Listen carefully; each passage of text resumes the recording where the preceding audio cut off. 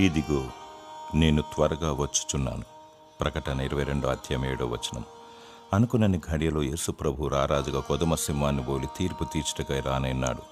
పరిస్థితులు అనుకూలంగా ఉన్నాయి, నెమ్మదిగా బ్రతుకుచున్నాము అని భ్రమపడుచు సిద్ధపాటు లేకుండా అనేకులు నిర్లక్ష్యం చేస్తున్నారు. ఎన్నో ప్రణాళికలు కలిగి ఆర్థిక రాబడుల కొరకు గొప్ప గొప్ప వ్యక్తులతో సంబంధం కలిగి తీరిక లేకుండా, ప్రార్థించే సమయం లేకుండా, సంఘానికి వెళ్ళే అవకాశం లేకుండా అనేకులు ఆత్మీయముగా సన్నగిలిపోతున్నారు.